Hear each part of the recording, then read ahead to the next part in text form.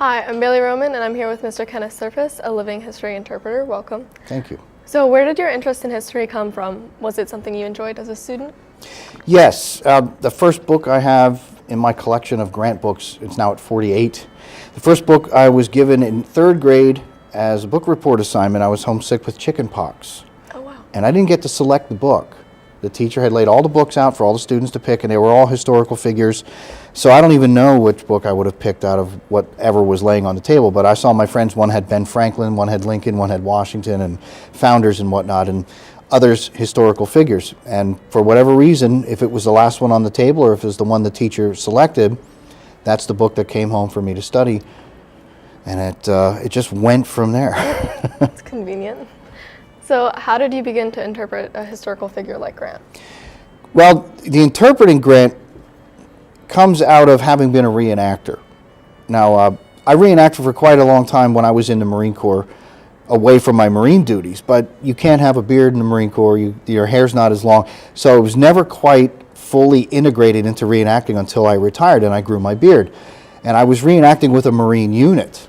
But people coming to reenactments would tell me that I looked like Grant, or they thought I was Grant, even though I'm not portraying him on the field, that the Grant who was supposed to come to the event didn't show up, and I was asked to sub for him.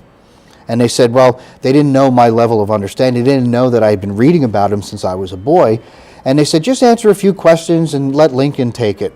But I portrayed him the way I do now, first person, becoming him, and I have a lot of depth on his background that I was able to pour out.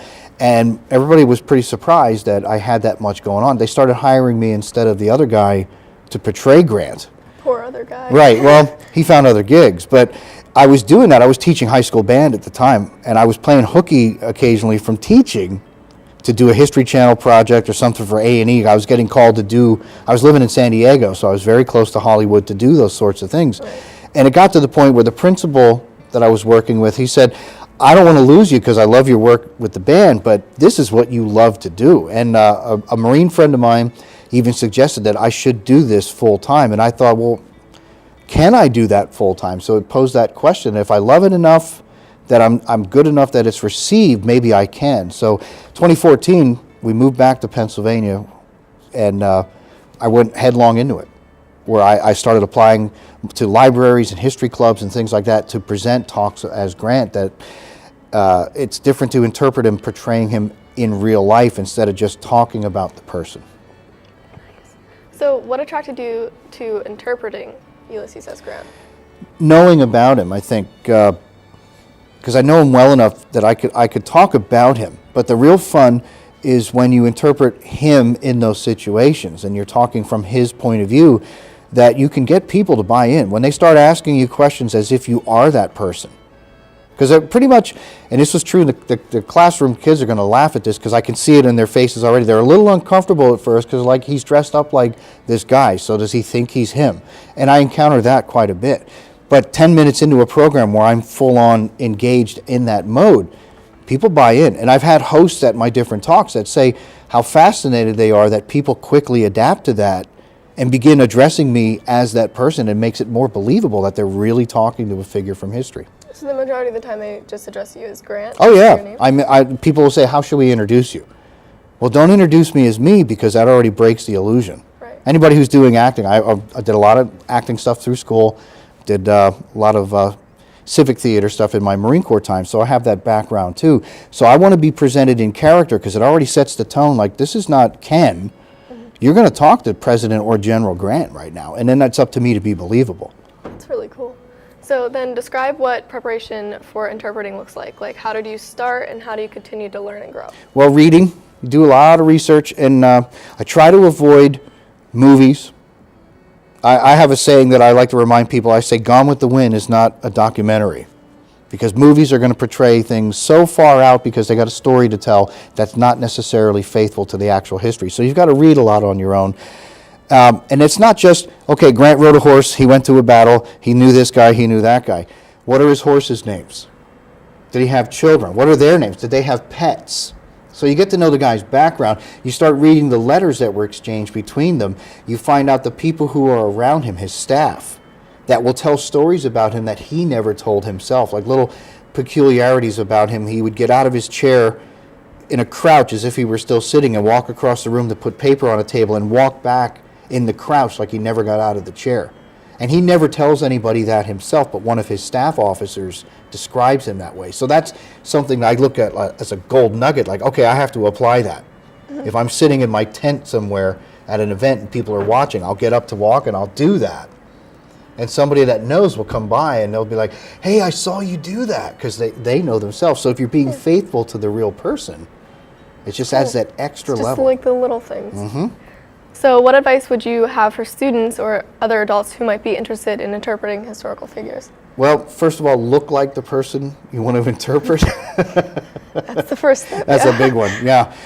There's a fellow who portrays Grant in Florida, and he's balding, and Grant was not a bald man, so that's a hard thing to sell. It's like, keep your hat on.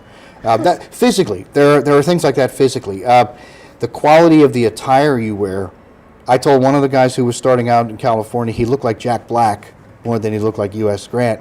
And I said, be honest with yourself. Hold a picture up of Grant to the picture of you and rip it. And rip into what doesn't look right so you get the look. Because people are going to see you first, and then it's what you know. So you've got to invest the time. There's no quick... There was an old Star Trek where they put a bubble on McCoy's head and all of a sudden he knew how to do brain surgery.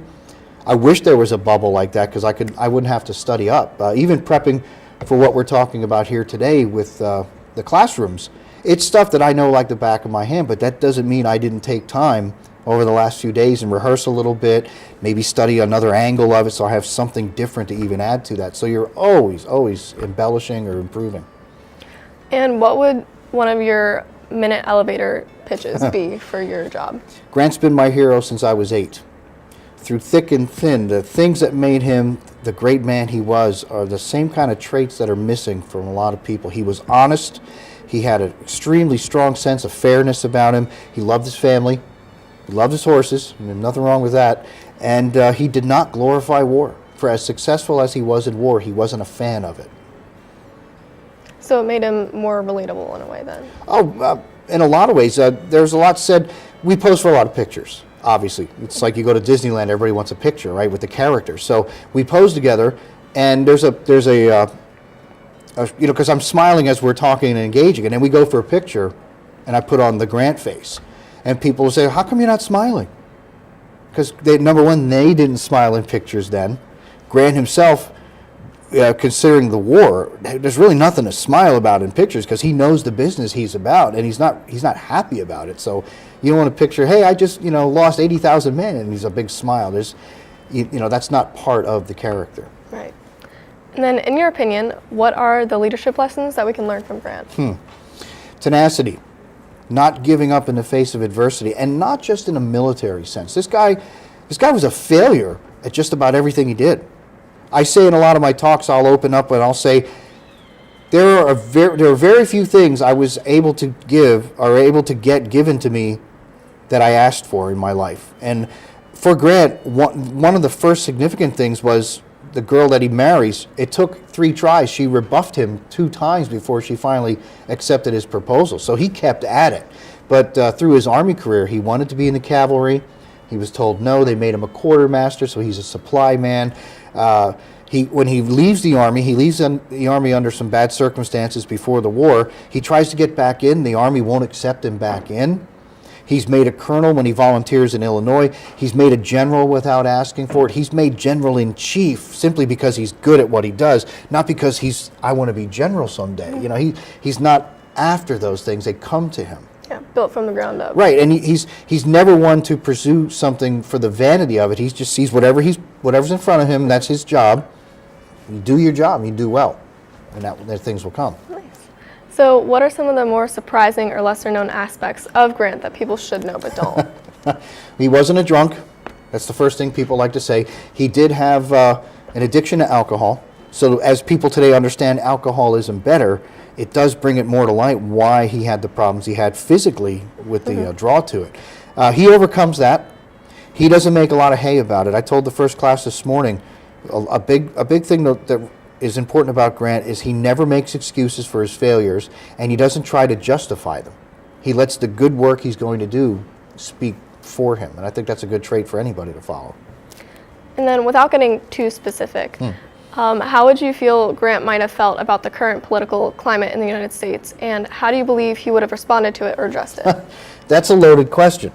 Now, Grant is the second Republican elected president. He's the first to complete 2 terms. And we discussed what a radical Republican is up in the classroom this morning. And a radical Republican is not somebody way far to the right beyond being just a conservative. Radical Republicans supported the notion of the slaves being free, having citizenship, owning property, and voting. These are radical concepts, but Grant is right in the middle of that, where he is part of that whole thing. His political views change. And when the war starts, slavery is still legal, right? As an officer in the Army, you don't get to use your politics. You know, you take the orders you're given, and you don't get to judge if I like that order or not, because does it go against my personal feelings? Mm-hmm. And he has that luxury, but as the war progresses, he starts to see, he's always known slavery is a bad thing, but he starts to see the wisdom behind why these guys want the war to end it. And he embraces that once Lincoln specifically says that's a war aim. So his own feelings on it, he's relieved in a way that, good, I get to express those now by following the orders, because those orders line up better with my personal feelings. So if he sees today's system, there's this idea that the media tells stories about the president. That's not new. When Grant was running for president, there was a thing that came up from the war where he had given an order to expel all the Jews from Mississippi. And he rescinds the order because he initially just wanted the people out who were selling Confederates material and goods and things like that. He said, I want these merchants taken out. Well, his men took all the Jews and took them out. So he took a lot of heat for that with Lincoln. And he rescinds the order within a day and says, that wasn't my intention. That comes back during the presidential campaign. And somebody writes in a paper that they saw Grant grab a Jew by the neck and throw the guy out of town. Talk about fake news. And that's 1868. And he didn't write about it. He didn't go up, and he just, again, the good works will cover me. He was asked about it, and when he explained himself, somebody said, well, that didn't even happen, because I've never seen him touch anybody. How out of character would that be for him? So for all the things that are different now, so many things are the same, but you have to also caution yourself that the times are different. And if we're going to judge the Victorian era by today's social standards, how is that affecting? We go further back. Judge the Greeks by those same standards. Judge the Romans by those same standards. These social standards change through time. Grant was on the side of freeing the slaves, getting them to vote. The curious thing about that, the vote was for the men. And when I mention that in talks, women in the audience start, hey, well, what about women? And I have to say, I'm in character, but I'll say, let's give that maybe 60 more years, because it comes around in the 1920s. And they look at me and they get all huffy. Yeah, because Mrs. Grant would like to vote too, but I have to tell you, we've just went through a war where we have people adjusting to a new norm that these men are free. And now we're going to tell them these people are voting and they're citizens equal, and you're going to let them they're going to have property, you're going to let them have their say like everybody else. That was hard enough to get people to adjust to. Mm-hmm. Now you want to throw voting for women on top of that in a society that isn't quite ready for that. Victoria Woodhull was the first woman to run for president. She ran as one of the 3 candidates against Grant in 1872. She ran to promote the idea that women needed to vote, because she couldn't vote in 1872, but she ran for president. And curiously, too, she would not have been old enough to be sworn in had she won. But she ran anyway to make that a known subject for the time. And Grant was one of the candidates that just said, well, if she wants to have a debate or she wants to discuss things, okay, it's another candidate. He didn't say, I'm not talking to that woman, like so many of his time would have. So he was a little bit ahead of the curve on the equality, but he had a strong wife, so that was a big indicator of it. His wife was not a pushover by any stretch. They were equals in the marriage and making a lot of decisions, and he just recognized that's the way we're going. He says in his second inaugural that he could see that at one point the world's going to come together, and he predicts that there'll be a governing body for all the nations. Way ahead of his time. So impressive. I think he'd be disappointed by the bile that's spewed, because it's a more humane time. It's more of a gentlemanly atmosphere. There's a lot of mud. And he's at the ground zero of it because of the presidency and the scandals that get thrown at him, and he weathers that. So he'd look at that today and see, yeah, I went through that too, but I just kept my head down and kept doing what I knew to do. It's very inspirational that you're There you very are. into it. Through interpreting, how are you able to celebrate the life of Grant as a bigger life general and president, while also acknowledging what made him human and relatable? I think everything we've been talking about kind of shows that. Like you said about, it's cool that you see how Right, passionate I get into the answer of it. It's exciting to me because he's kind of been forgotten. When he died, his funeral was the largest attended presidential funeral in the world. Oh, wow. Former Confederates would come and salute the house he had in New York City when he was out of the presidency. He was respected all around the world. He went a 2-year world tour and received by the governments and people everywhere as this great man, not just as a war hero, but as a great man. Especially the Irish, they loved him because he was a common man that rose to such a high place. Bismarck loved him. Bismarck from Germany said, how did you quell a rebellion and not kill everybody who was your enemy? Because that's not the European way, and Grant says, they're my countrymen, I can't think that way. So it's fun to get people to think about that. If somebody walks away from my encounters with them and they want to read, something I said stirred up, whether they're fact-checking me or not, they're going to learn something from it. 9 times out of 10, they're not going to get me on a fact check because I'm really careful, but it's going to inspire them maybe. You know, even just to read. Grant loved to read. As a boy, he read Washington Irving. He read the Last of the Mohican, the Leatherstocking Tales. He read all these adventure stories.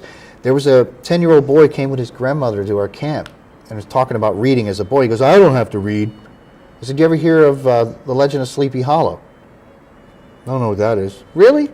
Washington Irving, you never heard of it? You heard of The Headless Horseman? Oh yeah, that movie, it's great. Well, that comes from a book written in the 1790s.